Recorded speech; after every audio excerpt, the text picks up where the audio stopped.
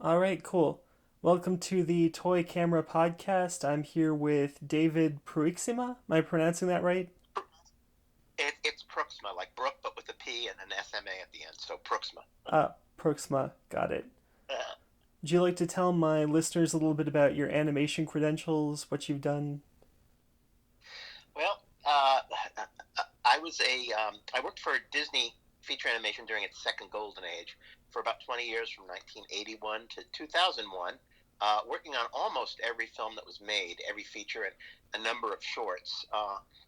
And I became a supervising animator at some point, supervising characters such as Flounder with Barry Temple, um, Mrs. Potts and Chip, the Little Sultan in Aladdin. Uh, what else? What else? What else was this? Victor and Hugo and Hunchback of Notre Dame, Flitz the Hummingbird, and a number of other characters throughout the years. You got to tell us about that. Well, what would you like to know? Let's see. Maybe tell us a little bit about how exactly you came to work for Disney Animation. Okay, that's a very good starting point. Mm, I always wanted to do animation. I was a little kid in the early 60s when animation was popular on television. mm, Shows like the Flintstones, the Jetsons, Top Cat, Johnny Quest, a lot of Hanna-Barbera shows were dominating animation in the television realm. Uh, and then on Sunday nights, there was a show called The Wonderful World of Color, which featured Walt Disney and a lot of his work, some of it original for television and some of it done, replays of movies that he had made. What was interesting was it was designed to sell color televisions. And I loved animation. I particularly loved, the Hanna-Barbera primetime stuff.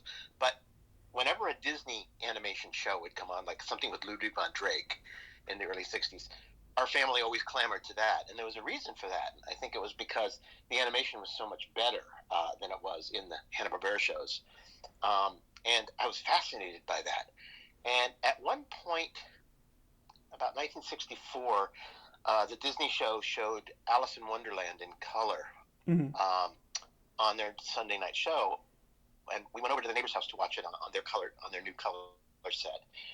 And I remember sitting there and watching it and being blown away by the flower sequence, Golden Afternoon, and the Mad Tea Party. And I remember mm. turning to my parents. I was about 7 years old and saying, "I want to do that."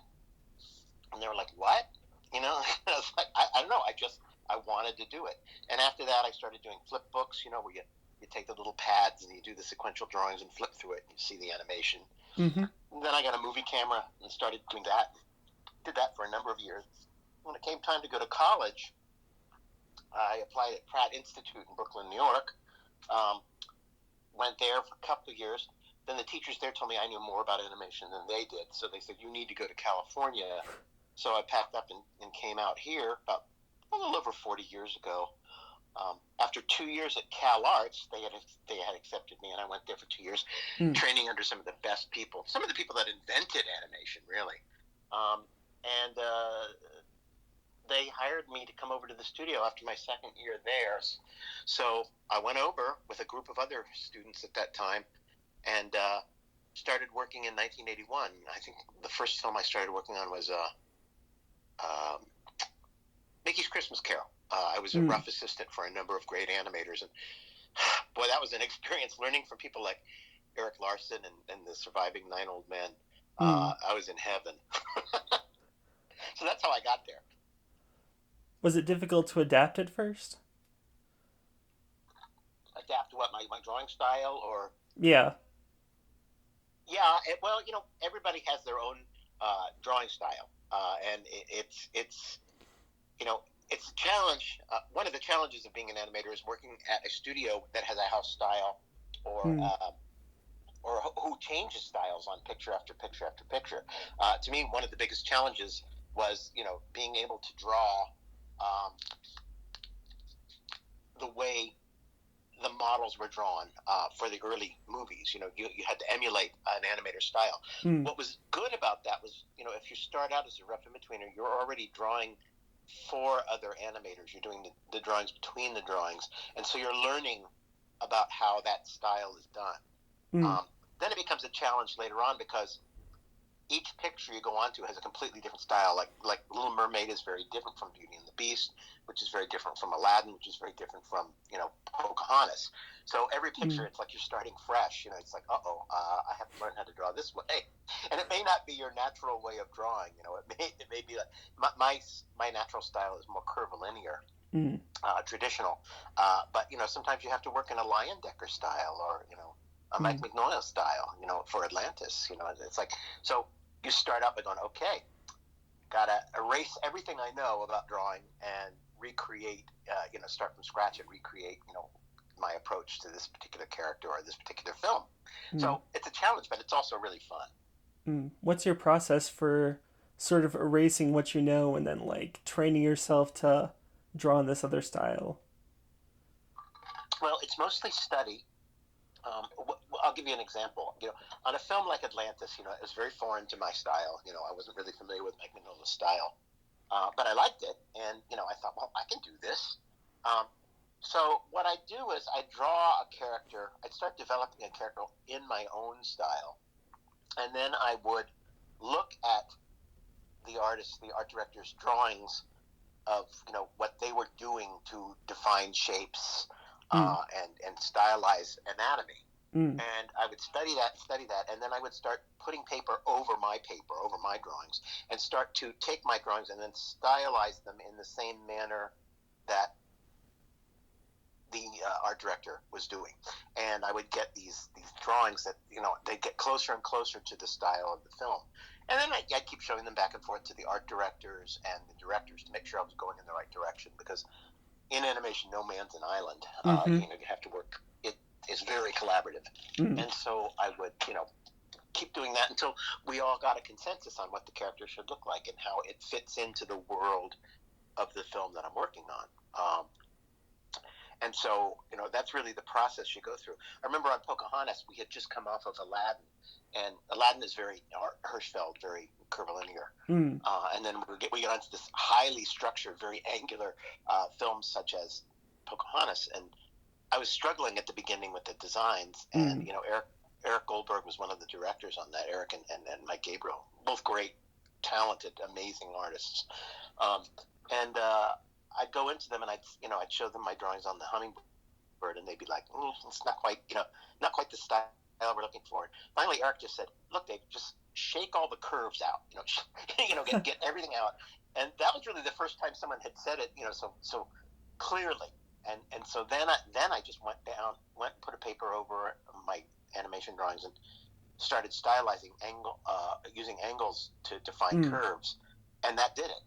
And then I'd show it to the Mike Giamma, the art director, and he'd say, "Do a little bit more of this," very minor tweaks, and we had it. So it really is just talking to people and having your mind open to a different way of approaching defining shapes on paper. Mm. Interesting. Do you guys ever struggle to reach consensus on how a character should look at the very start, or? Well, that's a good question. Artist not having a consensus, that's amazing. I can't imagine that happening. Yeah, it happened all the time. But ultimately, the directors and the art directors are the ones guiding the film. So you just have to kind of come to an agreement of what works and what doesn't work. For instance, there was a design of Cogsworth. I wasn't working on that character, but I remember when we were designing characters for Beauty, Cogsworth, there was a design set up, and it was very clunky when you started animating it. Mm. And so the artist that was designing that character made some suggestions, and and in the end, it was determined that really the animator's way was a better way of going, because it was simpler and cleaner and better to move around in space. So again, it's less contention and more collaboration, to come to a point where everything works for everybody. Mm. Could you give my listeners a little bit better of an idea of what like a clunky design might be like? Like I have an idea. Like if you're adapting a manga design, for example, and the characters are like very like long limbed and like drawn, that doesn't necessarily Mm-hmm. look good moving in animation. It can look like really stiff and awkward. Yes, yes, yeah. Um, well, here's what I found in my time working in the industry. Um, Characters who are not well designed for there's a reason design is done for a purpose. One is aesthetic, and the other is for function. Um, and you look at that in anything, industrial objects or anything, housing or cars or anything. But a design is meant to be attractive, but also work. And sometimes a design that a drawing that's a single drawing will look really good at a certain angle, but when you start to move it around in space, it starts to lose its structure and starts to lose its aesthetic value. So what an animator needs to do is to find ways of almost designing the character so that it can be moved in space and still keep that aesthetic. Does that make sense? Mm. Was it difficult to Yeah. make the Pocahontas designs look attractive moving in space, considering that they are more angular? Oh, yes. It was a real challenge. And what helped was after you got the designs and started moving the character around, like you do test animation to see Mm. how it was going to work in motion, you'd learn things through the course of designing and animating. And sometimes you do like supplementary model sheets. Mm. Of the character once you've animated a few scenes and turned the head and whatnot. But there are certain characters that just don't work well looking straight into the camera. Mickey Mouse is one of them. He's just not that appealing in that way. Or looking down on Mickey Mouse, it's like Mm. his ears don't work in perspective. Mm. So you have to find ways of sort of cheating that. Fred Flintstone's hair when he turns his head, it just kind of pops to the other side. It doesn't turn in a realistic way. But what helps is after you've done some drawings, then we would do a drawing for a sculpture of the character. So we would do a turnaround on the character, some poses on the character, and those would go to a really good sculptor like Kent Milk, who was an excellent sculptor. He did a lot of our sculpting for our maquettes, Mm. and he would do a sculpt on the character that would then be cast, and all of the artists working on that particular character would get a copy of that maquette that they could use if they had a difficult angle. They could turn this sculpture around to find out what would be the best way to animate that character. Mm. But because you need the designs and the drawings to do the sculpture, and then you need the sculptors to do the drawings, so it's kind of a catch-22. Mm. I would think it would be kind of fun to play with that on occasion, like in a duck amuck sort of way. Mm-hmm. Mm-hmm. You mean twisting and distorting the styles? Yep, yep. Yes, yeah, it is. It's kind of fun, and a lot of times, you can't do that in a film, except for if there's a distortion needed for the scene. There's one scene in Pocahontas where Flit is he's very curious, and he comes up and sort of looks at John Smith's helmet, and the helmet, of course, distorts his reflection, and that was really fun because I had to distort a design that was already distorted, a distorted view of a hummingbird into something very designy that worked on the face of the helmet, and that was a do, as I remember. Mm. Was it difficult? Yeah, it was because it took more time. It was almost like redesigning another character, Mm. but was fun because I knew at that point I knew the character so well that I knew how to push it to make a funny drawing that was distorted out of the character itself. Mm. I might sort of. I might tend to think that sort of effect is easier now than it would have been during the Disney Renaissance. What with the advent of digital animation, you can kind of digitally distort things to get certain effects. I guess you could do that now. For me, at that time we still didn't have any of that, so we had to do it, the old-fashioned way, which was to just kind of draw it and figure out, okay, if this is moving this way, that would stretch this way, and if this were moving that way, that would stretch the other way. So Mm. yeah, it's like there's all kinds of nice digital tools now that help us Mm. to do things more quickly. Mm. I kind of tend to prefer the original sort of like 2D kind of like rough drawing style compared to digital though. Digital, there's something about it. It can like look a little bit too clean to me if you know what I mean. There's not like a kind of I visual grit to it. I do. I think that will change in time. I think as people get more used to working digitally, that it'll be adapting to that. For me, I can draw digitally, and I have drawn digitally. I don't really enjoy it because I have a certain approach, and I think a lot of Mm-hmm. artists have this. A lot of artists that have trained on paper have an approach to drawing which is different from the approach digitally. Digital, it's about lines. It's not about volumes. It's about especially when you're animating, you're putting lines between lines rather than thinking of a shape moving in space and drawing that. Does that make sense to you? Mm-hmm. Yeah. Okay, so when I sit down to do a drawing, I don't just do a line. I'm thinking about the shape that as it turns in space in perspective, Mm-hmm. and it's what I call building a drawing rather than doing a drawing, where I start with a circle, and then I put the anchor lines on there for the eye line and the nose and whatnot, and then I start to build the shapes on there. And while I'm doing that, I'm thinking about the perspective and how it's not a flat, even though it technically is on a flat plane.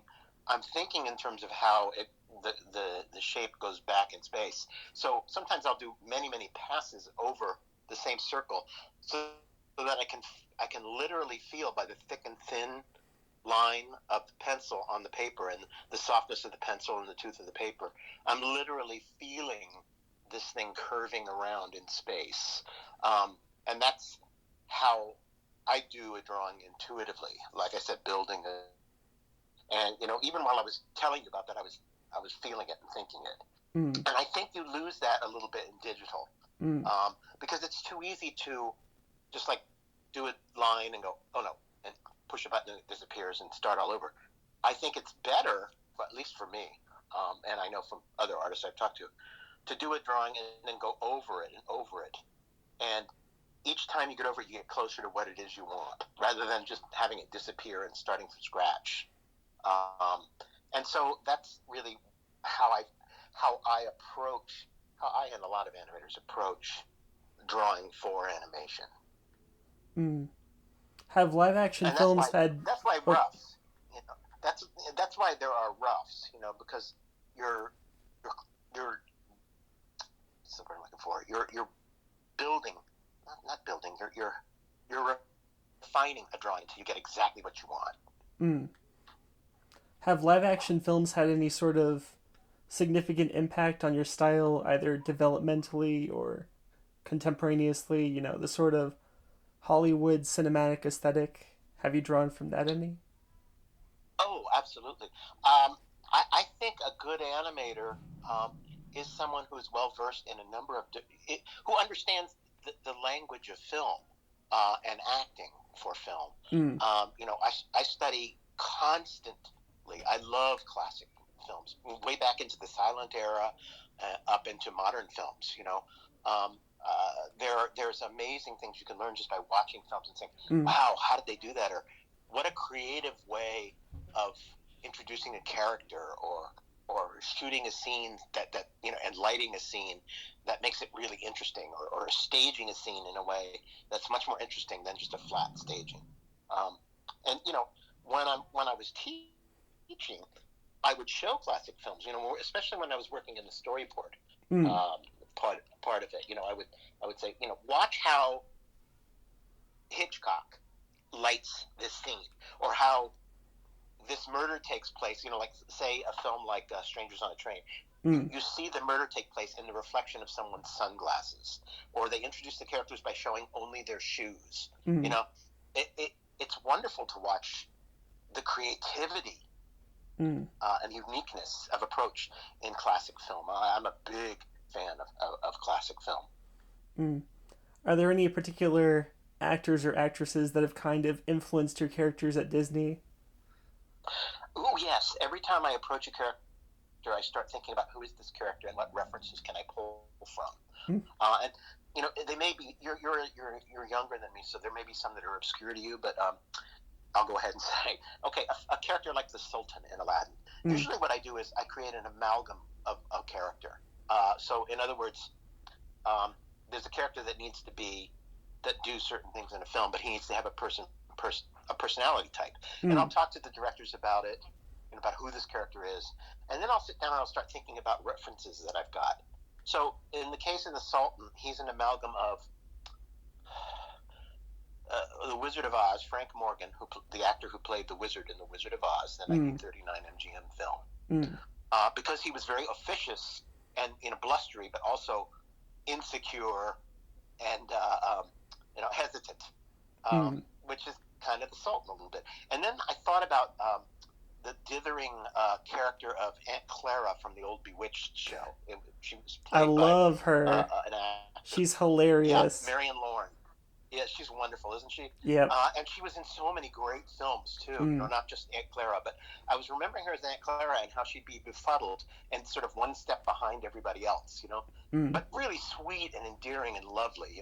Mm-hmm. And so I put a lot of that into the Sultan, and even a little bit of my dad. There was a little bit of my dad in that character, and there's always a little bit of me too. So, like I said, it's kind of an amalgam of personalities.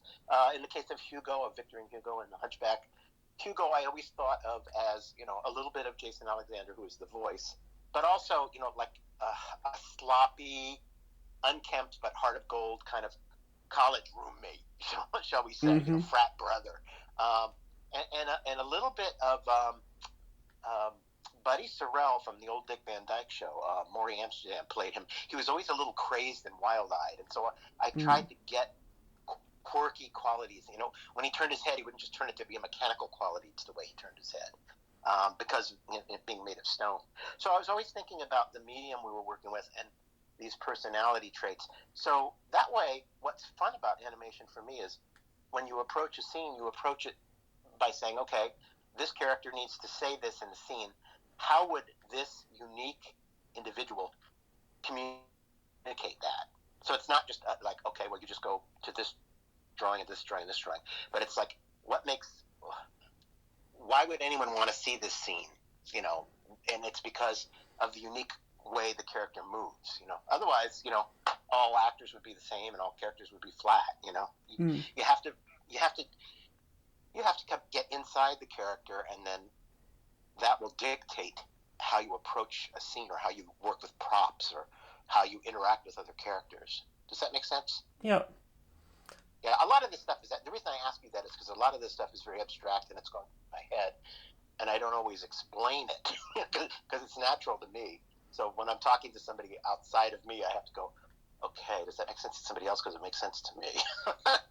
Mm.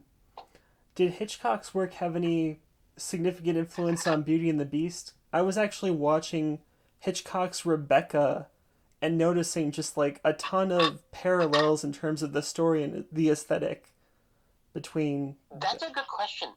I don't know. I know that almost everybody who worked in animation at that time was very into classic film, Mm. and we did study it. But I wasn't really involved in the development of the story Mm.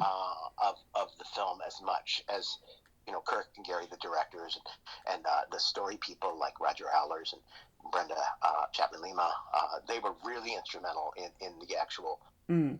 development of the film. But I would guess that we're all influenced by everything we see and do. Mm. So sometimes you're not even aware you're drawing from personal experiences, and other times you're obviously making an homage to it. Like in the Star Wars films, they're Mm-hmm. the old serials. But yeah, I think if you like something, you're going to be influenced by it. Mm. And I think that the animators from way back when animation was first really cutting its teeth in the 30s, those guys were very influenced by the filmmaking of silent films and silent comedies like Chaplin and Keaton and people like that. You can kind of see how it influenced them.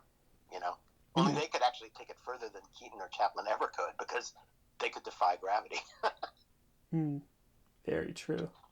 Could you tell me a bit about working on The Little Mermaid and the creation of Flounder? I'm sorry, you were breaking up. A Little Mermaid and the what? And the creation of Flounder? Oh, well, again, the story was pretty well set by the time I got on it. Mm. So Flounder was developed as a character. And in that case, there were artists that came in and had done the design, so I didn't have to do that.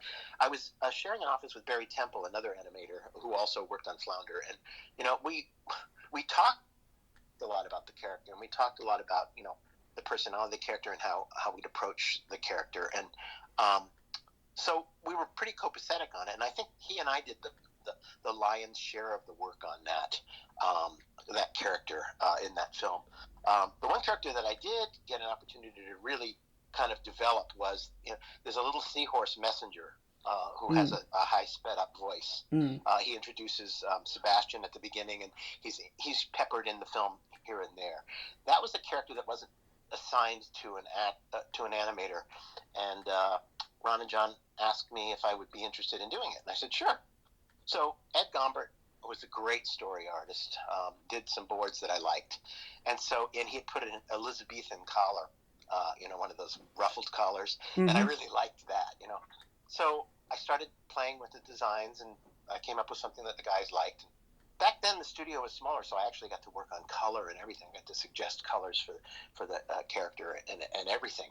But I always thought of him as being like a nervous Don Knotts kind of character, and I, hesitant and very officious. And that was really fun because then I pretty much developed that character from scratch based on these great voice tracks that Will Ryan had done that were kind of sped up, but really good acting on.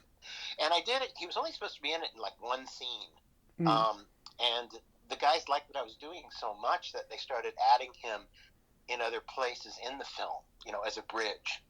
And that was a lot of fun because I got to do all of that. I got to do pretty much every scene of that character myself because there wasn't that much in the film. That I worked on Flounder in the Part of Your World sequence, which is a beautiful sequence. Yeah, I did almost all the Flounders in that sequence, and what was great about that was working, collaborating with Glenn Keane, who did the beautiful aerials in that sequence. But interestingly enough, that sequence was almost cut out. Jeffrey just did not like Jeffrey Katzenberg did not like it, and I remember sitting in a screening room and watching our finished story reels or animation reels with Jeffrey. He was sitting several rows in front of us in the screening room.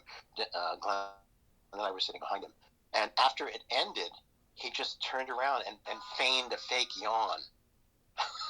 And Glenn and I were like, ugh.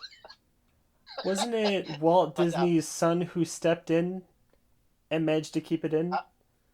well, yes, that's part of. Well, it's not his son, but Roy was his nephew. Oh, And yeah, I gotcha. think Roy had a lot to do with keeping it in. But also, the directors, I have to credit them with being creative and saying, how about what is it exactly you don't like about it? He says, well, it's too slow. There's no comedy and whatnot. So they started adding Sebastian in here and there, like looking through the glasses and his eyes get big, and little gags like that, and that did it for him. He was no longer bored by it, and so that really helped to get that sequence sold. But once again, working on a scene like that, on a sequence like that, it's Ariel's sequence. It's not Flounder's sequence. Flounder happens to be there, and he can accent what Ariel's doing. But Glenn and I had to collaborate. He would do part, and then I would do part, and then he'd go in and do another part, and one of us would follow the other. Depending on who was important in the scene. But in the end, I think it pulled together pretty well, and it's actually a very enjoyable sequence for me to see over and over. But the trick is, if it's Ariel's scene, Flounder has to move and be active, but he can't outstage Ariel. You know what I mean? If you've got two actors on the screen, the audience needs to know who to look at, and it has to read what they're saying, so you can't have a lot of action going on the other side of the screen. So it was really trying to keep a character alive, but also still enough so that he wasn't, upstaging Ariel. I gotcha. I definitely think Flounder made an impact, though. I mean, I think that's one of the great things about Disney films, like specifically the older ones, like Cinderella. Yes. Like, Yeah. the supporting characters in that one are, like, very memorable and important to the story, and almost as important to the title character. you're very astute, because I would have picked Cinderella as being one that I think you're absolutely right. And what I love about the Disney films is they never gave short shrift to the secondary characters. Mm, They were as important. They were as important, if not more important, in some sequences mm, than the main character. I mean, like Alice in Wonderland, she's kind of mm. boring, but the world she's surrounded by, the Mad Hatter and the March Hare and all these and the White Rabbit and all that, they're so much more interesting than she is. Mm, She's the glue that holds the story together, but it's really mm, about all this crazy stuff that's going on around her. But mm, Cinderella, I always look at, or Alice too, for that matter, that mm, era. There's lots of characters that aren't in the film very long, but are wonderful, like mm. um, the lackey in Cinderella, the guy Yes. who comes with the Duke to put the glass slipper on Cinderella. Yep. He's beautifully handled and hilariously funny. Mm. Um, The guy who's and kind of the there to little king, get abused by Drusilla and Anastasia. exactly, he gets kicked in the face and stuff Yep. Yep. like that. But he's just, there's a cleverness and a pithiness in the way he's handled. But I think Ollie did a lot of that stuff, and it's just gorgeous. And again, not given short shrift, not less than, Mm, just not the focus of the film, but still very important. mm, And I think it's the same way with the King of Hearts in Alice in Wonderland. I mm, think that's another Ollie character. It's not the focus. He's diminutive compared to the Queen, mm, but he's handled beautifully, and just a wonderful style of character. I mm, love the contrast between. Well, Peter Pan's my favorite of all the classics, and mm. I love the contrast between Smee and Hook, and how, you know, Oh yeah. on one level Absolutely. as entertainment, but I look at it from an artistic standpoint, like kinetic art. I mean, the voice quality, the tonal quality in the voices. There's a big difference between the delivery and the tonal quality of what's his name, the actor who Hans Conried, who did Hook. His Mm, his voice is sharp and staccato and threatening. mm, It spits, and the angles, the design of the character, and the angles of the mouth shapes augment that tonal quality in the voice. Whereas Smee, it's a great contrast to that. He's very soft and round and fleshy, and his mouth shapes are very fleshy. There's hardly ever any teeth in his delivery, and I think that really helps marry the voice to the character and to the image. Is that it really looks like that sound is coming out of that mouth. mm, And again, those are artistic and design choices, not just character choices. So it really, mm, animation is almost, well, it is kinetic art in a way.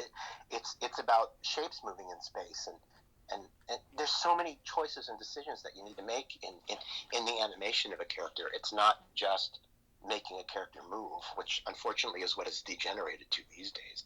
mm. I gotcha. I actually think Peter Uh-huh. Pan is like emblematic of the importance of Disney side characters. Like, if you read the original Peter Pan, he's like a murderous Freudian child who like kills his friends and forgets about them. And in Disney, Yeah, they're able to kind of like soften and diffuse him. And he's kind of like, you could call him a male Alice if you want to say that he doesn't specifically have like an arc within the film. A right, lot of the charm right. comes from like the Lost Boys hiking through the woods. I absolutely love like that sequence where they're being followed and kind of stalked. I think it was by a bear, if I'm remembering Yes, correctly. that's a great following the leader. That song, Yep, following the leader. That's a yep, great, clever sequence. I yep. love it too. And even Tinkerbell, who's not technically a Yeah. likable character, is just like there's this wonderful like visual comedy that comes across with her that the animators are able to Yes. give her. Yeah. Well, her vanity. Her vanity is Yep. what's interesting, and the fact that that's the one thing that I think really works in Peter Pan. You're right. Peter is kind of a irreparable character. Mm, But there is one moment where he thinks Tinkerbell is dead, mm, has been killed by the bomb explosion, that you see who he really is. mm, The facade comes down, and you see how much he did care about mm, her. he's less glib in that scene, and I think that's what makes you like him Mm. and put up with a lot of the BS that you get throughout the film. Is that you realize deep down he does care. Definitely. I think that strikes true to the character in the book too, because when you Yeah. get down to it, he's like really he's scared of growing up is his thing, and he like masks it behind Yes. murder and cruel humor and Mm-hmm. Mm-hmm. possessiveness, all this. I actually think Yeah. if we're talking about supporting characters as like the stars, Dumbo might be the ultimate example since he doesn't actually even talk throughout the film. Mm-hmm. Mm-hmm. Mm-hmm. Yeah. You're right. You're right. And really, the world revolves around. He's kind of naive, and he Mm, takes in everything around him. You know, mm, and I think that's what makes him endearing. mm, And also, it's very that the sequence with the mother and the lullaby, "Baby Mine," mm. I think is very important to endear the character to audiences.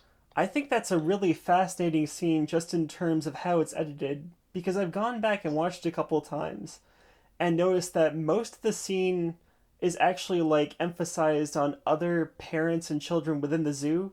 So it becomes like Yes, almost this universal pay into a mother's feelings about her children just through that editing, as opposed to just right, being and about and Dumbo and I his mother. and I don't think that's by accident. I think that the filmmakers who helped create that sequence in that film knew how important that was. That Mm, audiences had a core thing that they could identify mm, with in that film. mm, Not all of us are associated with the circus and all of that. We needed to have that grounding experience that we all have. We all have that connection with our parents, particularly our mother, and that I think is a very archetypal theme mm, in a lot of the films. Is or at least finding that common thing that people can relate to. mm, It's a core thing that humans can relate to. mm. Dumbo is Helps really to make the films more interesting. yeah.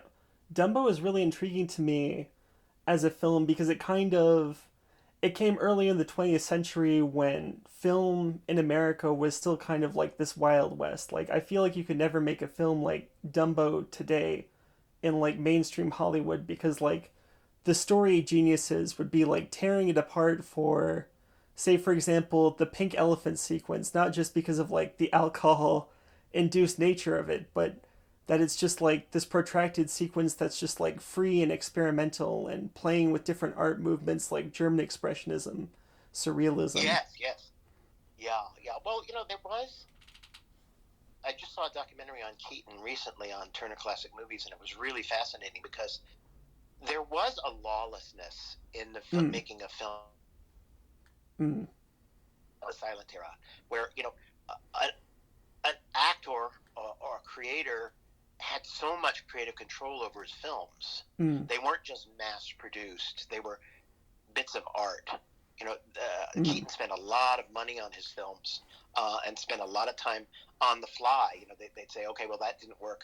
Let's write something around what we shot here and make it work. Like if he was supposed to do a stunt and it didn't work, they just write around it and they'd make it mm, work within the context of the story.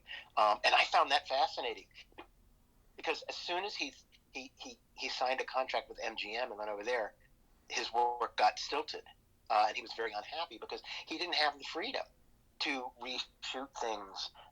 Everything was budgeted and planned to the nth degree, which is more like it is now. There's mm, very little playtime in making, especially an animated film these days, because it's so labor intensive and expensive. mm, They also don't keep around. The one thing that was good even when I was at Disney was they kept artists around. So there was a building up of understanding of the mm, product and mm, an understanding of the style and understanding of the language of the studio. mm, Now it's like you come in, you work on a film, and you're gone, mm, and you're on to some other studio, some other place, and then when they want to regroup, they'll just grab whoever's available, and it's not the same. mm, And I think that's an unfortunate byproduct of the era that we live in right now in Hollywood. mm, They don't really value that creative aspect, that creative input of the artist. It's like a lot of executives and a few key story people sit around and they create this thing, and then they just get somebody to do it. Mm. Whoever. It's hard for me to imagine what the Disney films would have looked like in the 1930s and 40s had they that style. It would Mm. have been very different. Because the artists, especially in the 30s, from 1927 to 1937, they were growing so fast and developing what became the language of the Hollywood cartoon uh, Mm. within 10 years. Think of the staggering growth in not only technology but in the approach to animation from 19 Willie to 1937 Snow White. It's astounding with very little technology too. Mm. Do you feel like CG CG animation kind of hurts the. Let me backtrack for a sec. If you watch like the Sure. Jungle Book, for example, you can sort of study it and pick out which parts were done by Ward Kimball, for example. You can't really do Mm-hmm. that for CG animation. It kind of makes the touch indistinct. Or do you feel that way? Or That's no, absolutely, that's very true. I remember we'd go to dailies, and when we do our scenes, and part of that is because everybody draws slightly different. Everybody mm, brings their own unique quality to the work. I mean, you have a model, and for the most part, you paint it. You draw it, you paint it, and people buy that it's the same character, even though it might be slightly different from animator to animator. mm, But it was, there was an endeavor to make it look like one hand, even though the creativity was very different from different artists. And we'd go to dailies. When I was working there, we'd go to dailies, and after dailies, someone would walk up to you and say, "I loved that scene you did. I saw you in that scene you did." And even though I was drawing Bernard from Rescuers Down Under, mm, my personality came through in the drawing, and I could see in the other artists, not just beyond just their style of drawing. Sometimes the character would actually take on the appearance slightly, subtly, mm, of the person who did the scene.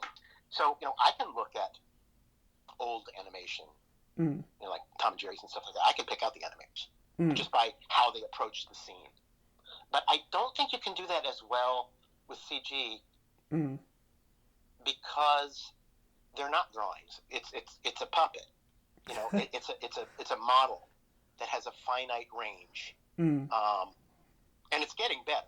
But it's like it still has a finite range because the person who's animating it isn't the person who designs it, mm, and who decides how far something can be mm. distorted. Does that make sense to you?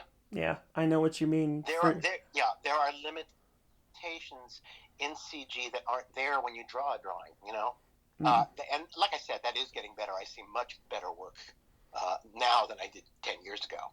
Um, mm, but there's still a detachment between the animator and the person who rigs um, a character, mm, because the person who rigs a character may not be an animator. They may not know what's actually needed.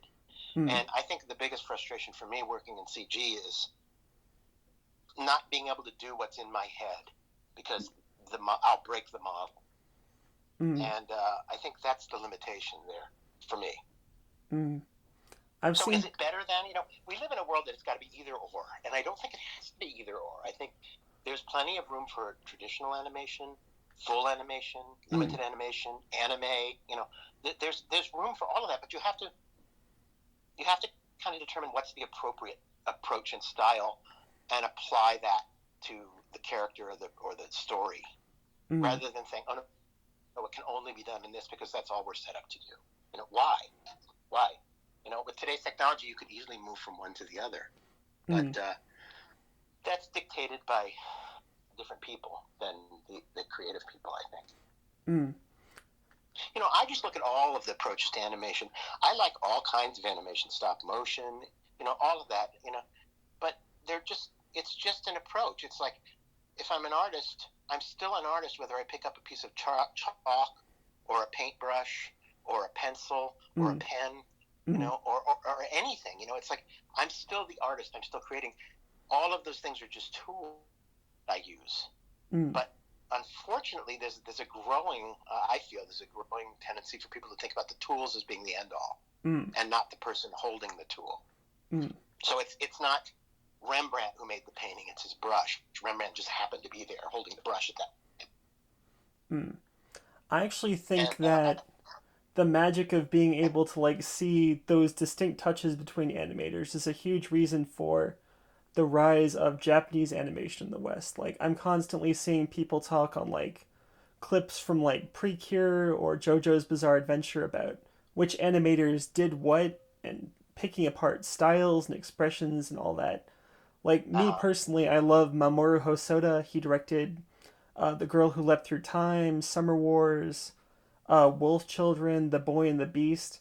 He's got like such a wonderfully stretchy, fidgety style. Like there's uh, this grit there that just feels like classic, if you know what I mean. I think that's great, and I like the fact that it has that everybody's bringing something else to it. It creates a texture to the film rather than it just all being very uniform and Mm, predictable. It's mm, kind of fun. It was kind of fun even with work on a feature. You know, Ward Kimball would approach. He would just change everything. He'd change the rules for.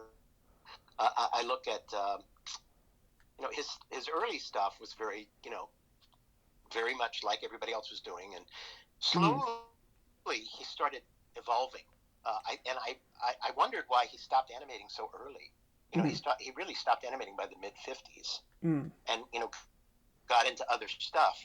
But and I thought, well, how could he do that? Because he was a big influence on my. And then I realized, oh, after I did it for a while, he got bored. He didn't mm, want to just do, So you see him doing a scene like in Peter and the Wolf, where the huntsmen come in, mm, and you watch them when they march. They'll do this march where they'll extend their leg, and then the foot will pivot on the ankle. It'll mm, do a complete 360 rotation on the ankle, which you can't physically do. mm, But he would do that because it was interesting kinetically, kinetic art wise. mm. And I find his animation fascinating because of that. You can turn off the sound and watch it, and you're fascinated from the sheer motion of it. It's the same with the crows in Dumbo. Mm. I know they're under a lot of attack, but Yep. if you look at it from a approach, it's quite fascinating, and I would study that with my students. We Mm, turn off the sound, forget about the voices, forget about the whole ethnic approach. mm, Just look at the drawings and mm. how interesting they moved, how That's fascinating, actually and each one moved differently. that's actually my favorite part of Bambi, just watching it as like a study of how deer move specifically, like the very interesting way that they walk and their legs operate and all that. Like the lake scene is Yes, very famous for that reason, I believe. yes, yeah, yeah. The ice scene, Yeah. yeah, yeah. It's it's beautiful to watch, and I think that's what's great about those films is they didn't really stand a lot of dialogue. I mean, dialogue was important, but not like they are today. Mm. Um, you can turn the sound off on a lot of those films and actually follow the story, particularly Dumbo. You don't need the sound at all in Dumbo. The sound is icing on the cake, but the cake is already there. Mm. I It's I get what you Go ahead. mean. Like for example, Frozen you could kind of just call like a Hollywood movie with CG puppets as opposed to like a Disney movie. If you're talking about the distinct Yeah, magic. yeah, yeah. I kind of feel that way, and it's not that I think they're bad. Even if everybody looks, you know, Oh, me, you I'm broke up a less little bit there. What'd you say? in those. I'm less interested in those films Mm, uh, than I am in the classic films. And even our generation, people like our films, compare them to the classics. But if I really want to watch an animated film and study it and enjoy it, I'll go to the classics, Peter Pan or one of those. Um, Mm, I find them far more interesting than even the films that I worked on. mm. I was obsessed with the classics growing up, like Cinderella, Alice in Wonderland. I like still consider those films like the foundation of my story DNA as a screenwriter, because those are just Yeah, like I would such. say there's a wonderful arc.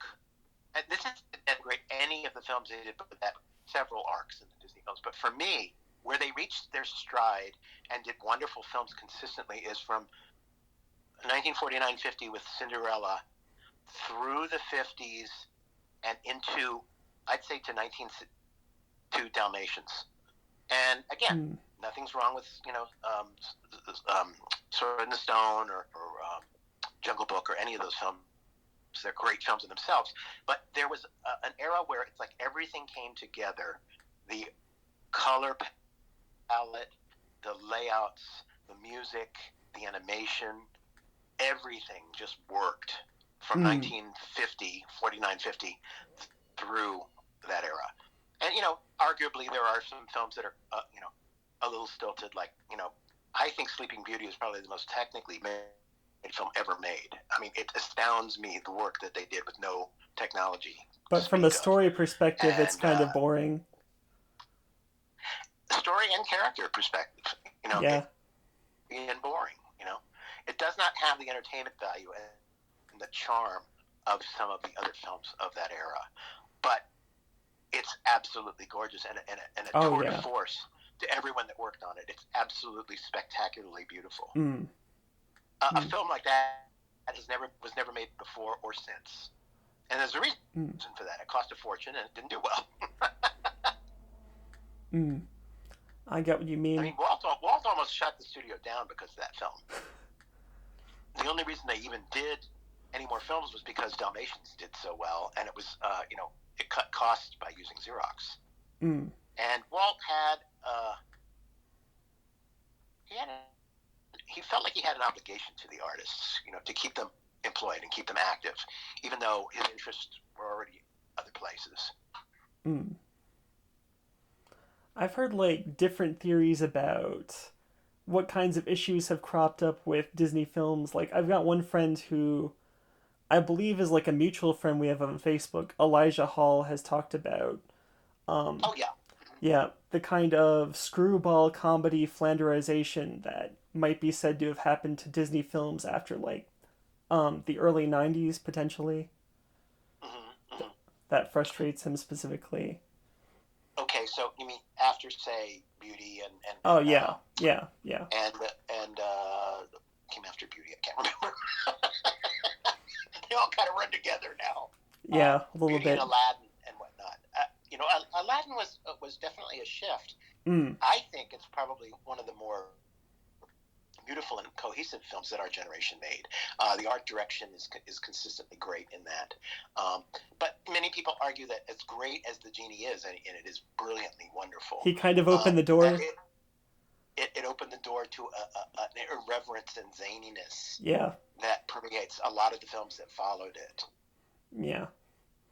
I Yeah. could see how, for example, The Emperor's New Groove might be something divisive between animation fans depending on where you stand on Disney's legacy.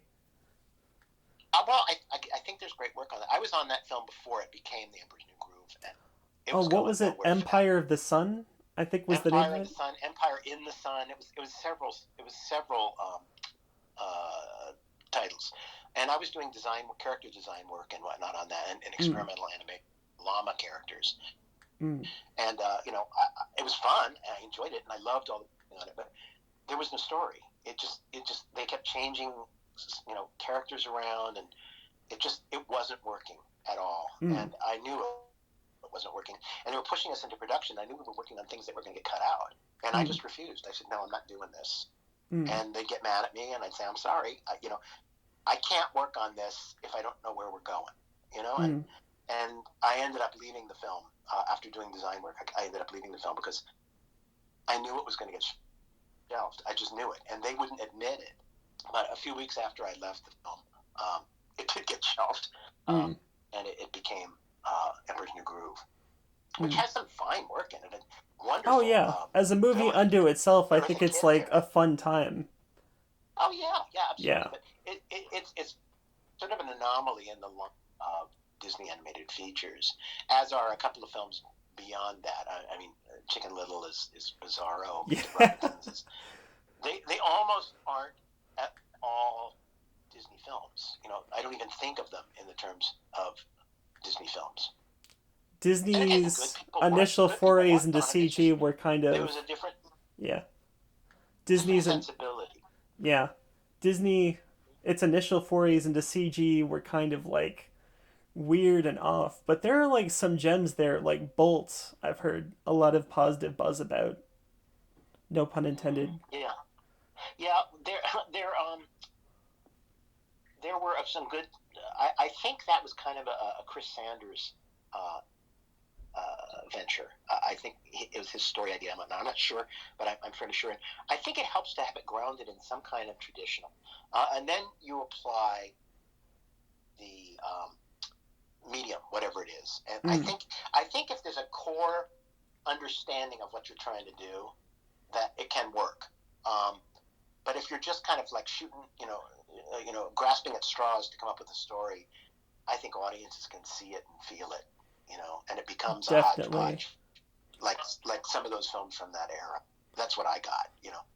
There was no consensus of what we were doing. It was just like, okay, well that's not working. Let's try this. Let's snap this in. Oh, that doesn't work either. Mm, It just that I wasn't there, so I don't know, but that's what it feels like to me.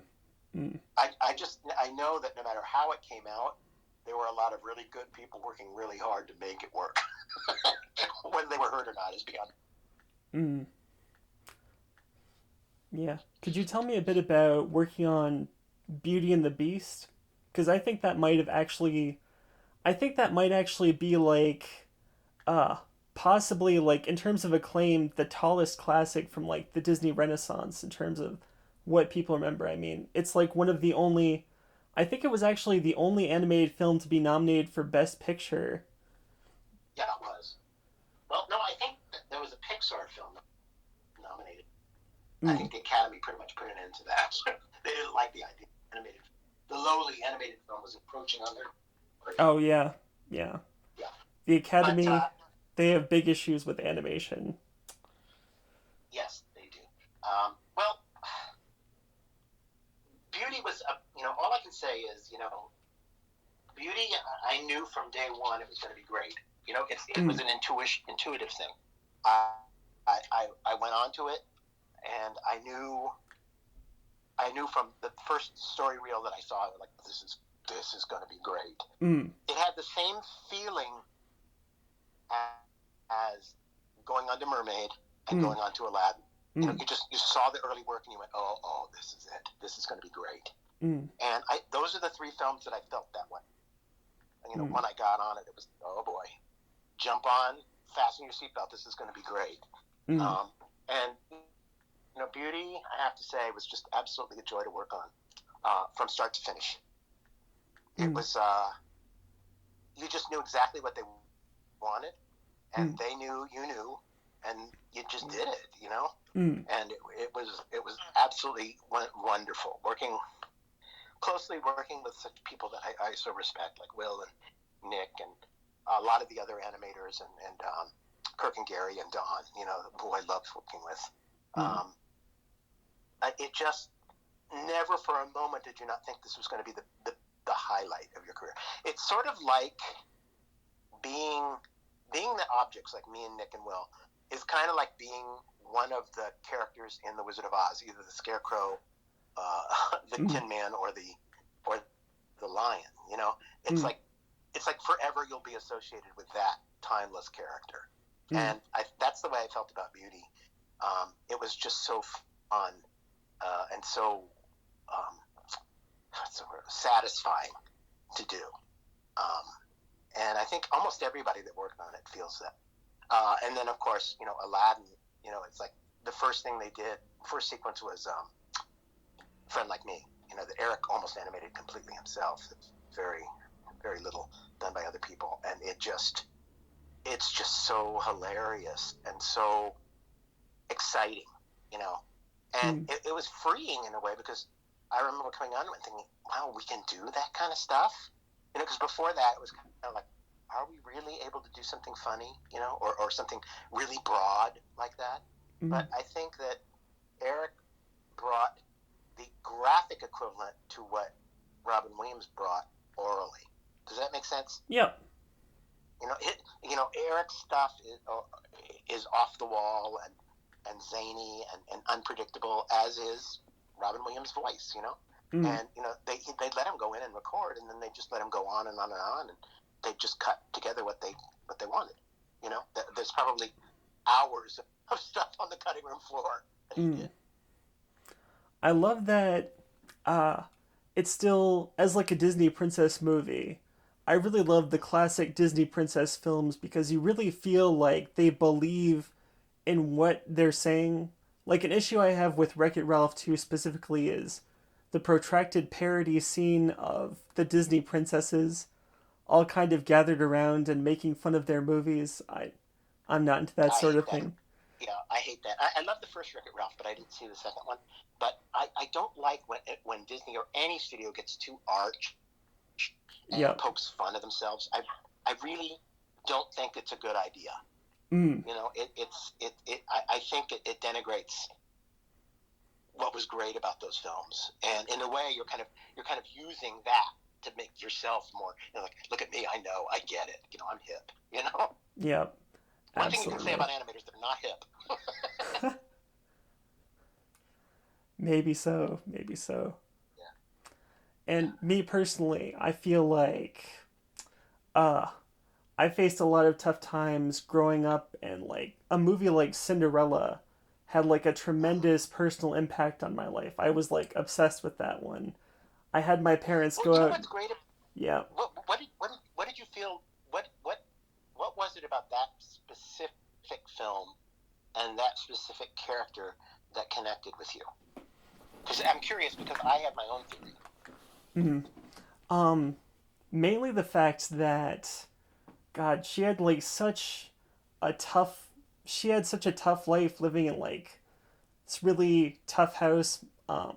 Like my family wasn't that bad, but we ran into like some pretty big issues. Like my brother struggled with some drug addiction, and I'm on the spectrum, so you know, Yeah, every day was kind of like a little bit of a battle of me not understanding certain things or getting in trouble without knowing really why. So you kind of get this feeling like you're under attack by the world a little bit.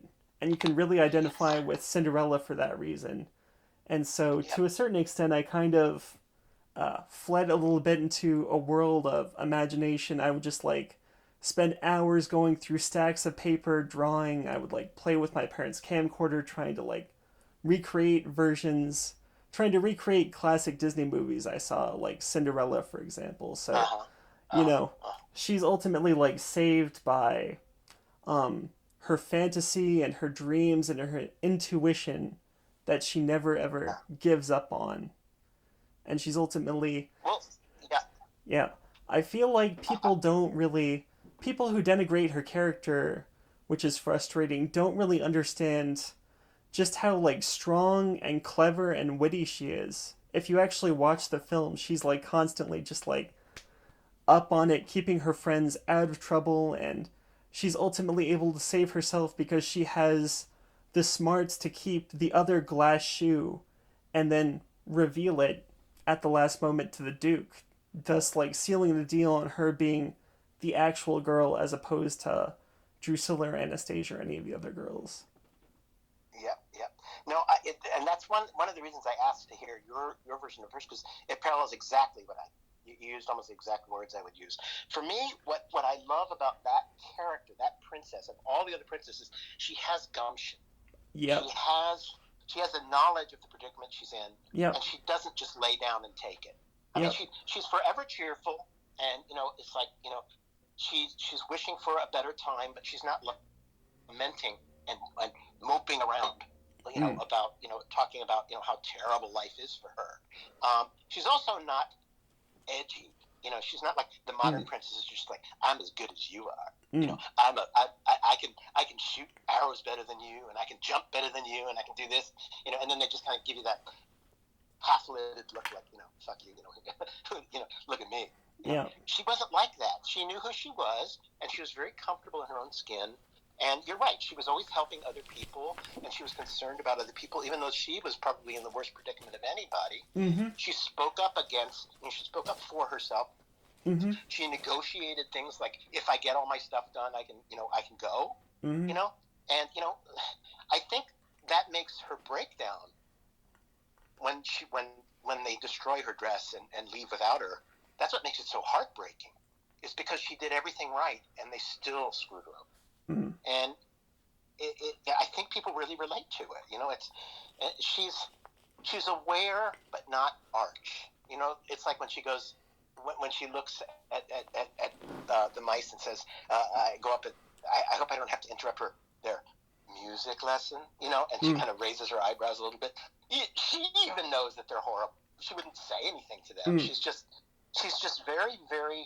She's one of the most satisfying of all the. I definitely get what you mean about Cinderella not being, arrogant about showing her own strength Yeah, compared to, yeah. for example, a Merida. Hmm. I actually feel like, for example, if you're going to do like a tougher princess, like Mulan is a good example of that. Yeah, yeah, She's not like arrogant or anything. She's just sort of, she's kind of a Jackie Chan type character. yeah. She's probably one of the more successful of the later princesses. I think. Mm, I think Ariel has some chutzpah too, as mm, does Belle. mm. I love Belle and Ariel. Yeah. Yeah, I do too. I think they're really great. And Jasmine's good, but she's starting to get a little bit of that edge. Yeah. And I feel like Disney kind of plays it up a little bit with, like, you can definitely see them doing it with, like, Tinkerbell, for example. 1,000, like, Hot Topic shirts of her being, like, sassy Yeah. and all that. Well, that's just a cultural thing that's going on. Yeah. You know, Yeah. it's kind of, to me, it's kind of the pendulum swinging the other direction, overcorrecting. How women and younger girls and whatnot were given such short shrift. Mm, mm, In the especially in the 40s and mm, 50s. It's like now it's like they're like super edgy and whatnot, or at least for a while they were. I don't know what's happening now, but mm, I think it'll come to a correction where I think more and more people are starting to think of people as being more equal, mm, which is not a bad thing.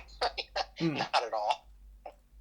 I mm, just don't think you need to hit people over the head with it, which unfortunately the amateurish people who are executives on films today, um, they don't really understand that. So they're just mm, doing what they think the audience wants because their goal is to sell tickets, mm, and not to define culture.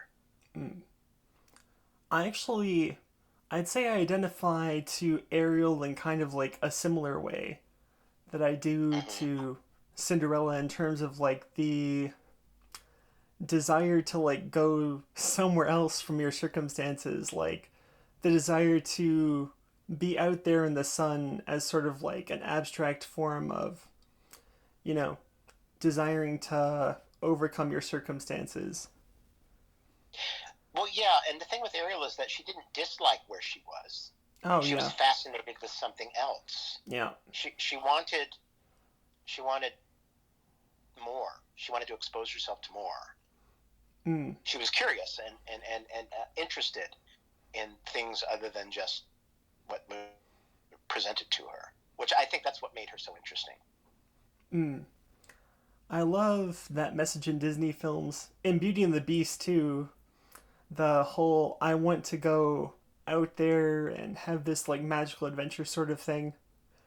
I Mm. feel like maybe the studio has like lost its way a little bit in that regard. Because it feels like it can't do it without being mean in certain cases, like Wreck It Ralph 2, a lot of people complained about tearing down the title character because he was like trying to hang on to Vanellope, so he lies to her and all this, and it's like, oh, it doesn't really need that edge, does it, to get across the message that you should go out and have your adventure. Like, Belle does that, but she doesn't like have this whole fight with her father trying to control her about it. They love each Yeah, other. I think one of the reasons I left the studio is because I could see management and people who had no business being in the creative side of it Mm, taking a hand and try. They had an agenda. They had mm, something they wanted to present, and I don't even know what that is. I'm not going to say because I don't know what they were thinking. mm, But I always felt like the stories were starting to be structured in a way so that they could present uh, um, material that supported a certain agenda for mm. them, and I didn't like it. I Because think I guess because it didn't resonate with me. It must have resonated with other people, but it didn't resonate. I wasn't interested anymore. I felt I like get what you're I saying. had done all I could. I think culturally people are kind of getting fed up with like movies that kind of try to subvert expectations in that way by tearing down beloved characters. Like, I know a lot of people have those issues with the new not Star Trek, the new Star Wars movies, Yes. The Last Jedi Yeah. specifically, for what they did to Luke Yeah. Skywalker. Well, I wonder now. To me, it seems like the focus is not making a good film. It's making a film that is exciting, but does it last? Yeah. I don't. I see a film and I like it, and then 2 years later, I've completely forgotten it. Mm, They don't stick with me like they once did. They I don't feel bear ya. repeated viewings. They date themselves really quick. Mm-hmm. Mm-hmm. And I'm not saying across the board. I never make blanket statements except for them, because there are films that stand out. Modern films and films that I saw more recently. I have to say it's like, well, a couple of them really resonated and really really felt right. Mm, One of them was Ford versus Ferrari mm, this year. I yeah. really liked it. I really thought it had some really good relationships in it, Mm, and I really enjoyed it on a number of levels. It was exciting. It was interesting. It was well shot, but it was very character driven, mm, and I liked that. It felt like an older film, mm, because it had those really interesting characters that you liked being around. You wanted to be associated with, mm. I had that and they same cared about. feeling about The Lighthouse with Robert Pattinson and Willem Dafoe. I loved it Yes, partly exactly. because It's really violent, really extreme. it Yeah, felt like an older film with the aspect yeah. ratio and the black and white and everything. It Uh huh. felt Uh like huh. The Servant from 1960s, for Mm-hmm. example. Yeah, yeah. It it had that old magic. I could even say, for example, at one point in the movie, there's like a dream sequence that uses montage in the Eisensteinian sense, where it's about like clashing Mm-hmm. images together. It's like, whoa, flashing back to the battleship Potemkin here. Yeah, yeah, yeah. But did they do it in a way that it integrated into the film naturally, or Yep, was it very they did it naturally. It yeah, actually stood out because the film wasn't stylistically trying to like constantly catch your attention. Like, I feel like that's an issue with films now, partly because of uh, mass media saturation where everyone is constantly trying to catch your attention with pop-ups and the next new mm, thing. Yeah. yeah, yeah, They're yeah? afraid that Clickbait, you know. they're afraid of the shortened attention It's almost like the span. world. The world has become the National Enquirer now. Yeah, pretty much. News, everything. It's like everything is like, look at me, look at me. Yeah. And then those films are just sort of, like you said, pretty much flashes in the pan that you forget about as soon as you've seen them. Yeah, yeah.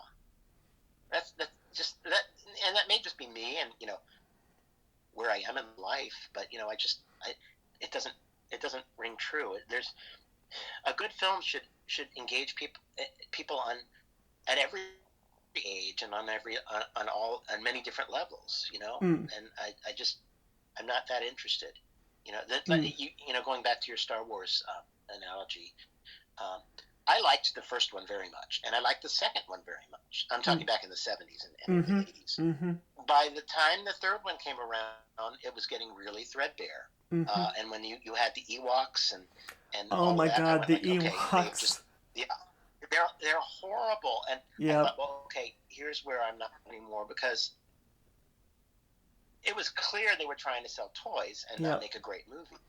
And Mm-hmm, I think the first two, they were really trying to make a great movie, an mm, interesting movie. And I think that got lost pretty early on. And now, and there are many people who love it and, pattern their lives over it. And I'm not saying they shouldn't. I'm just saying, for me, I don't find it interesting or compelling or enriching in any way. It's just rehashing the same stuff over and over and over. mm.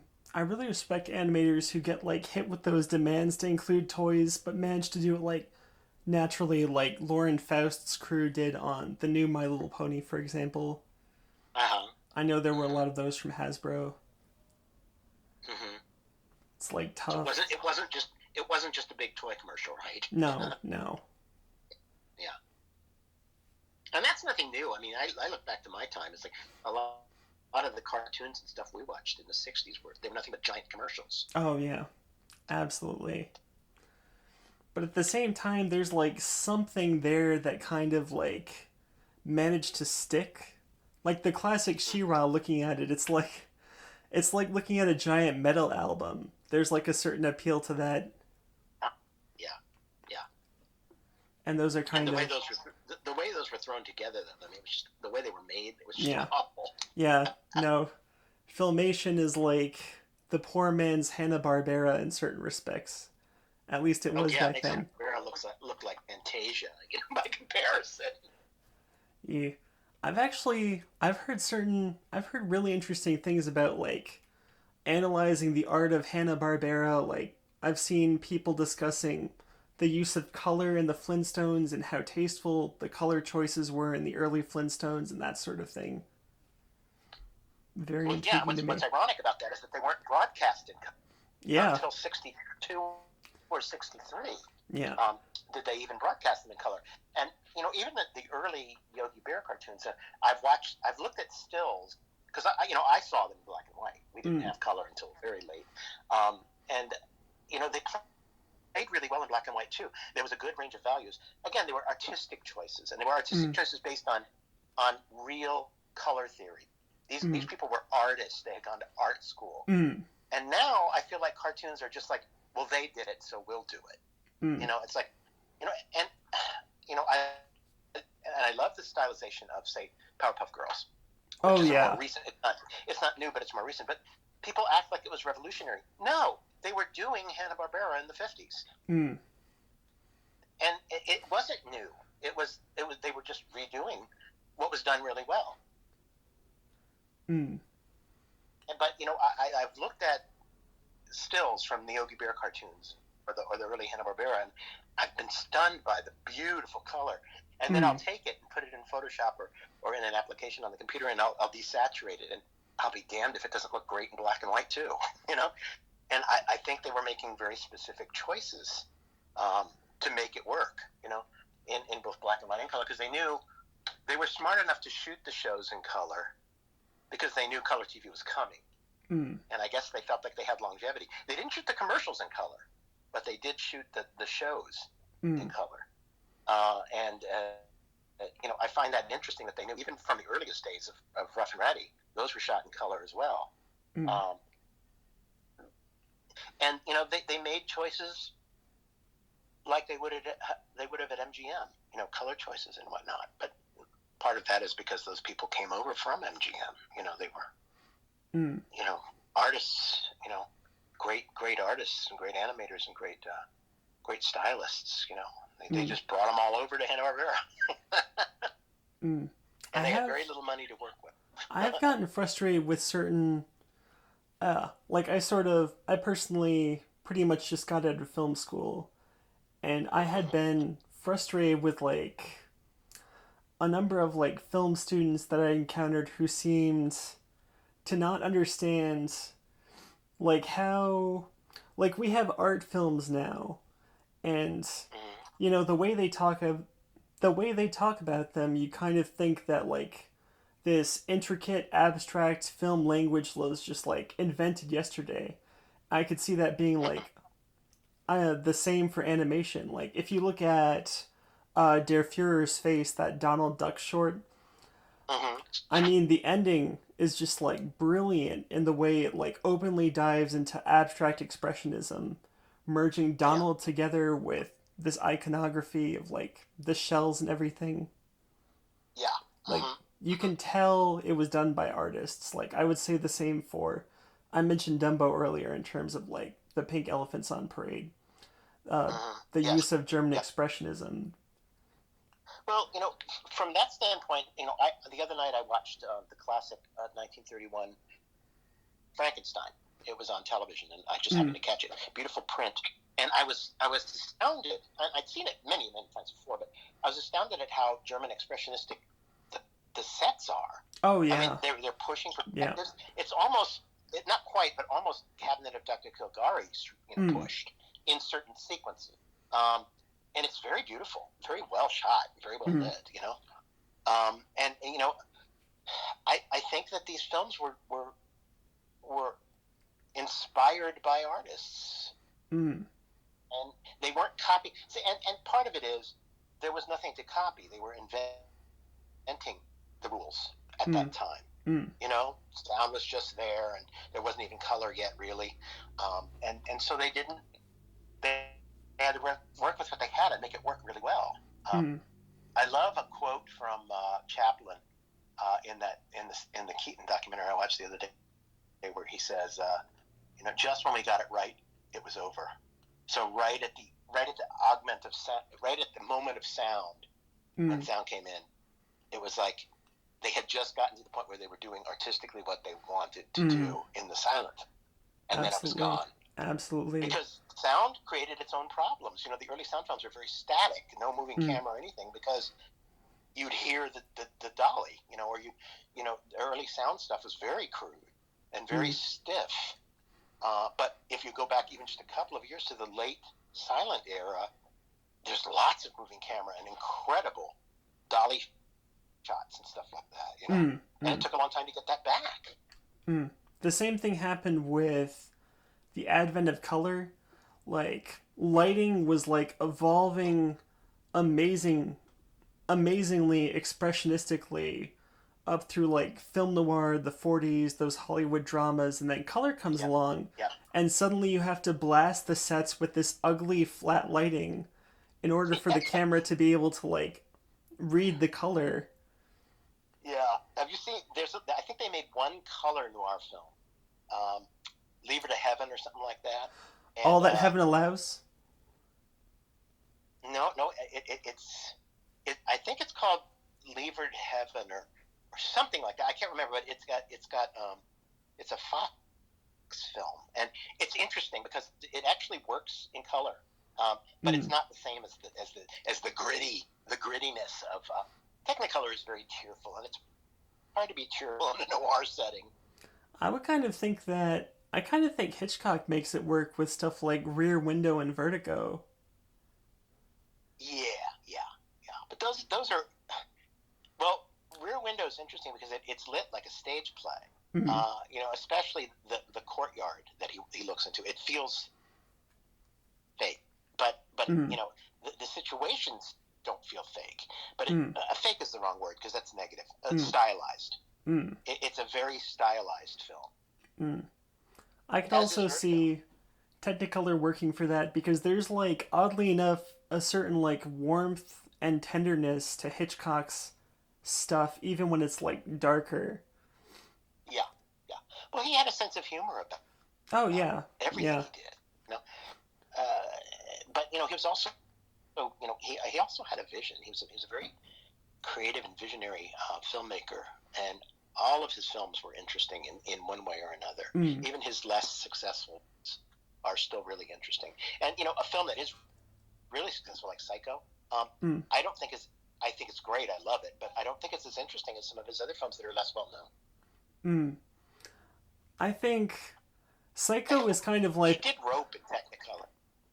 ah, Psych yeah, Psycho is a little bit emblematic of what I'm talking about in terms of because like artists experiment before they get to a point where they make these movies that are considered like famous and classics. They're doing all of these like smaller experiments. Interesting stuff is getting in there, like Blackmail, a movie that Hitchcock did in, I believe it was like 1930. It was one of his Mm-hmm. first sound films. Is like Mm-hmm. nothing less than the first half of Psycho if you actually watch it, just in like Oh, full interesting. form. Yeah, yeah, Mm-hmm. and you can like Well, see. the experiment with Psycho was that he did it with his TV crew. Mm, That was, he was going to see if he could do a feature film with a TV crew and a TV budget. mm. And I think on that level, he succeeded really well. I think TV shows at the time actually did that too because they were using like film directors like Jacques Tournier as episode directors, and if you watch stuff Yeah, like The Rawhide Kid, for example, or Gunsmoke, from a yeah, lighting perspective, it just looks absolutely gorgeous. You're kind of like yes, gobsmacked by what you're looking at. yeah, yeah. Mm-hmm. Well, a lot of those people were getting older when television was coming in, and they were moving into, uh, that medium. And also, Mm, it was getting harder and harder to find work in Hollywood on features, because features were kind of drying up because of television. And mm. many people moved to television, and they brought their great talent with them to the television screen because they were kind of running out of options. I mean, Mm. Carl Freund was the cameraman on I Love Lucy. He helped figure out the lighting and the staging of basically filming a stage play. Mm.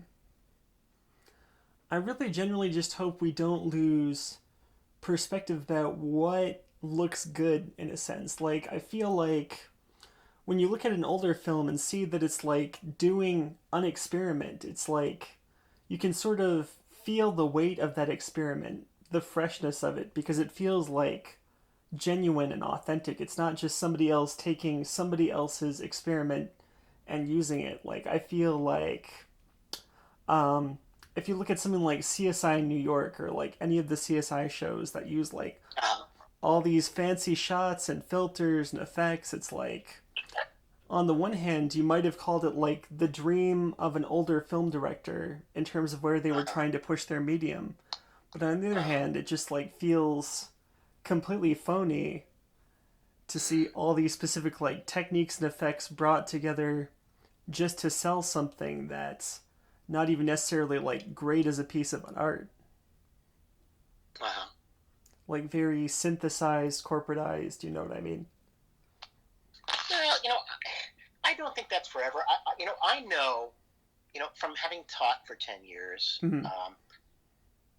I saw a lot of great talent, great visionary people. Mm-hmm. And what my goal was not to teach them how to do it a certain way. Mm-hmm. My goal was to figure out what they wanted to say and what their unique skills were and to help develop those by giving them an understanding and appreciation of what came before the foundation, and Mm-hmm. then using that knowledge to bring their own stuff to fruition. I don't think everyone understood that, and they may not for some time, but that was my ultimate goal. Uh, but they kind of, some, not all, some kind of resented learning what they considered to be old fashioned or outmoded. Mm-hmm. But I don't think good storytelling, good filmmaking, good characters is ever outmoded. And I Mm-hmm. think you need to be prepared in all areas to do something. You can't just learn. It's like, oh, this is the style in television right now. I'm going to be good at that, and then I can get a job. It's like, yeah, but styles change because especially in television work, it Mm-hmm. changes so fast, Mm-hmm. and you have to be versatile. You have to understand. You have to be a good artist and understand how to adapt to changing tastes and changing style.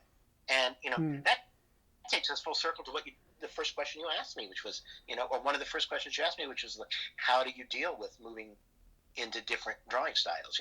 How Mm-hmm. do you adapt your drawing style to a studio situation?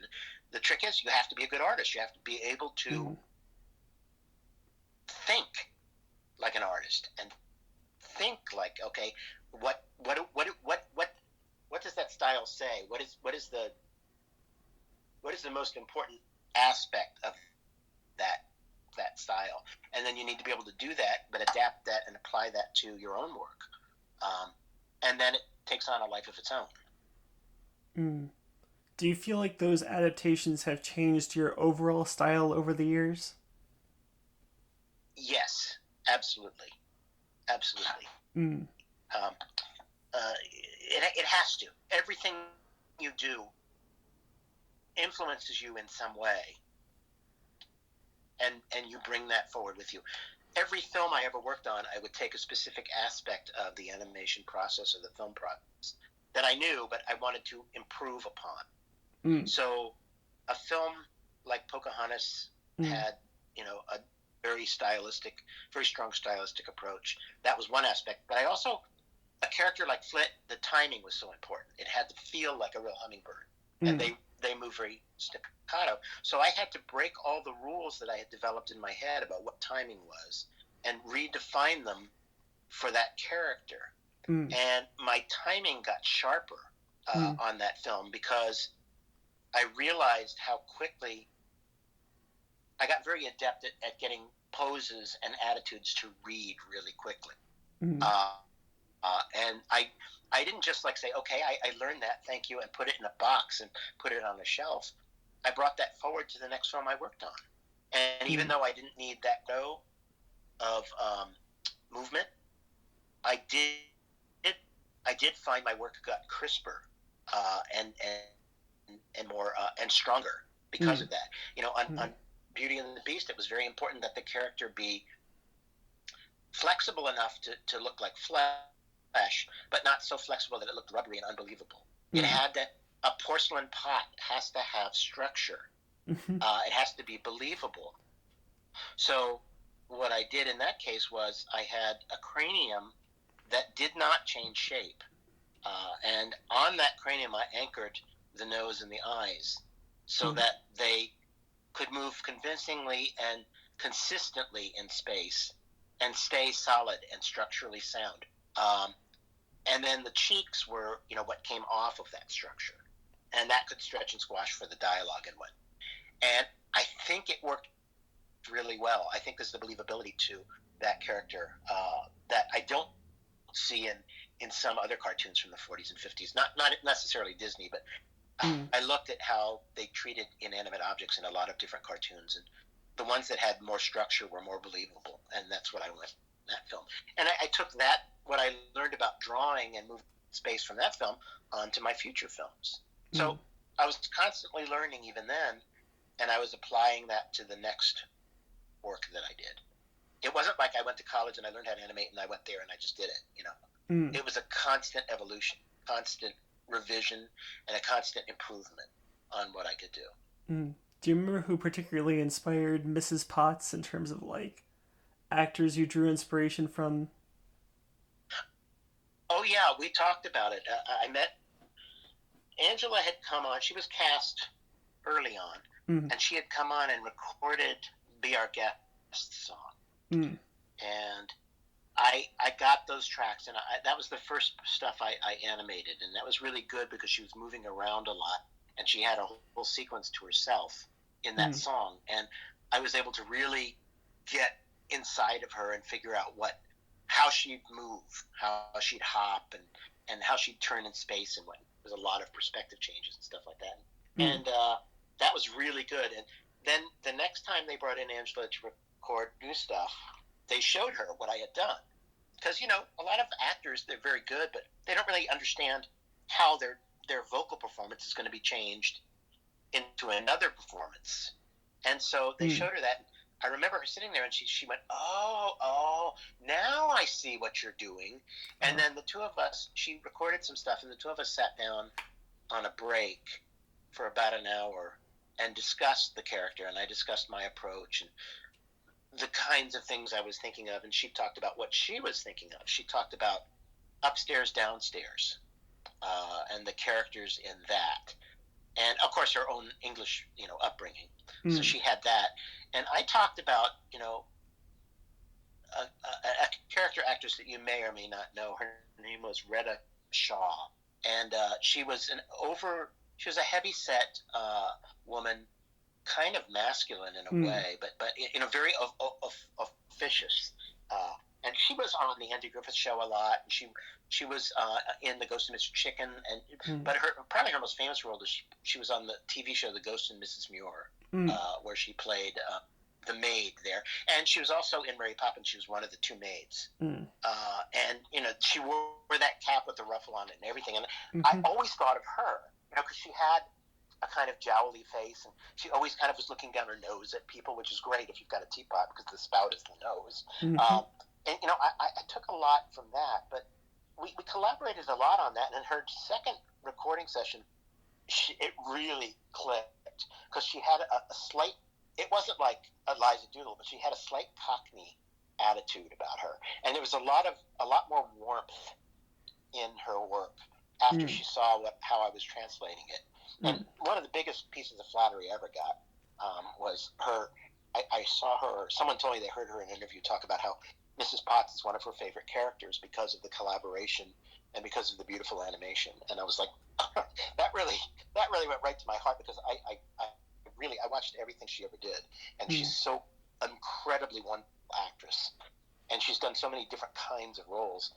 It's hard for me to imagine her picking an animated teapot as being one of her favorite roles, but that's what she said. So Mm. Have you ever had to have you ever had a tough time working with an actor who maybe didn't have like a larger than life personality? Like, for example, the character animation for Drew Barrymore in Titan AE is like a bit stiff because she's better with acting with like her face than like her whole body. Like voice acting is a yes, completely some different people, art. Yeah. yeah, yeah. Well, in our modern times, as it used to be in the 40s and 50s, they would hire people who were famous to do voices, but they were famous from radio Mm. and not from visual. So Mm. they got to draw for a lot of really great people, and I found some of the best people were people that came out of radio.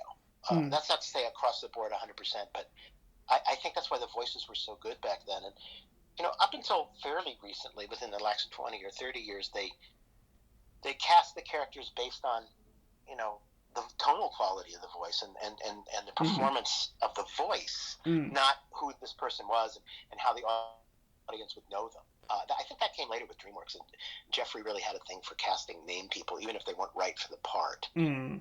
Yeah. Um,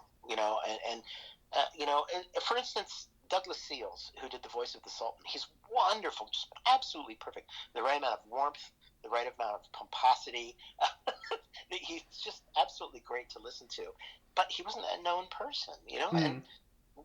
I think the studio took risks, with that, because they were looking, and that's the directors and the producer. They were looking for a certain quality of voice, Mm. not a name, you know. But I think that's different now. So, someone like Drew Barrymore, like you say, she's not a bad actress, Mm. she comes from a great family of great actors and Oh yeah, actresses. Lionel Um, Barrymore. Yeah. but exactly. But she's not necessarily a voice person. She doesn't have anything that distinctive about her voice that would Mm. warrant it being an animated voice. She's not Paige O'Hara. I'd have trouble understanding.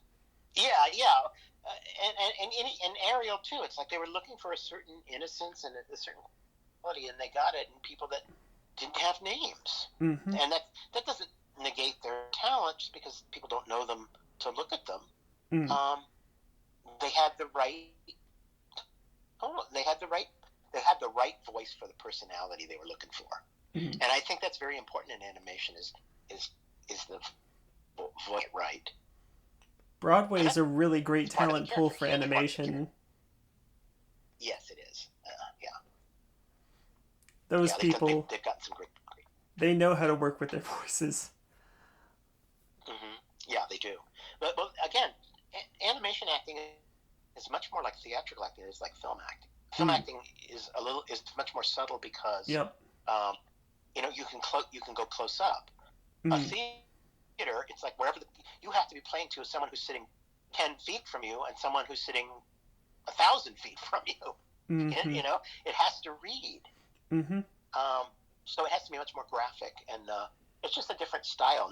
Neither one is better than the other. It's just a different style of acting. The camera Mm. is much more intimate. I think that's one of the reasons that Robin Williams was like such a brilliant choice for Aladdin because Yeah, God, he had like 1,000 people in one, just in terms of his yeah, personality. I think it yeah, yeah. was uh when he was like starring on Mork and Mindy, there used to be like these Mm-hmm. huge there used to be this issue where he would bounce off of Jonathan Winters, I think it was, and they Yes. just couldn't they would go back and forth for like hours. They really couldn't be brought back from that back and forth because they would get so lost in it. Mm-hmm. So double-edged sword a little bit. Yeah, yeah. Well, they're both very similar Mm, in their approach to spontaneity in comedy, mm. and I'm sure they both really fed off each other, Uh, which was very hard for the other people on the set. oh yeah, yeah. They said that they could bring Robin back, but they couldn't bring Jonathan Winters back. That's Yeah, why it was a yeah, huge issue. yeah, yeah. Gotcha. Mm. Well, thank you for coming on the podcast. It's been really great talking with you. Would love to have you back sometime. Thank you so Anytime. much for your It was time. a lot of fun. Like I said, you're very astute and you ask good questions, and you know, so many of the interviews it's kind of the same, and kind of the same questions Mm, that you're asked. And you kind of tell the same stories, and it's like. But the last two interviews I've done have been for these podcasts, and the people who are interviewing me are really interested in the art of it, and mm, so this interview and the one I did the other day, they have a very similar quality in that it gets into real depth of what we were doing there. And you get my perspective. When you talk to different animators, you'll get a very different perspective too. mm, But you're going to find a core that runs through everything, and that is that everyone loved what they were doing and was mm. there because they wanted to do. It wasn't just a job for any of us. It was a labor of love, and it was incredibly hard work. And there was a great deal of pressure on you because it was Disney, and it was all Mm, all this beautiful work that had been done before was part of our legacy. You couldn't let that down because that's what you grew up on. mm. So you had to make them proud, but also please a modern audience. So it looks like a lot of fun, and it was, but it's Mm. also an incredible amount of work. And I think I found that out because I used to think when I was a kid, oh, animation would be fun, it'd be so fun. And then I started doing it, and I was like, yeah, it's really fun, but it's also really hard. Oh yeah. And I think that separates people who can do it and people who can't do it. That for some people, it's not worth the effort, and for other people, even the difficulty in doing something that's really great Mm, um, is part of the thrill. You know, I sometimes look at scenes that I did. I'll flip through the drawings or stuff like that, and I'll look at them and I'll just think, I don't know where that came from. It's that sort of that cliche. Did that come out of me?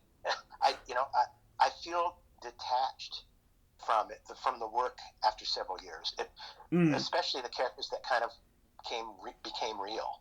mm. Um, you know, it, it's it's kind of an uncanny feeling. It's hard to Yeah. describe, but it really is about it's about this thing that you created having a life of its own, and Mm. you're not you're attached to it because you helped create it, but it's taken on a life of its own.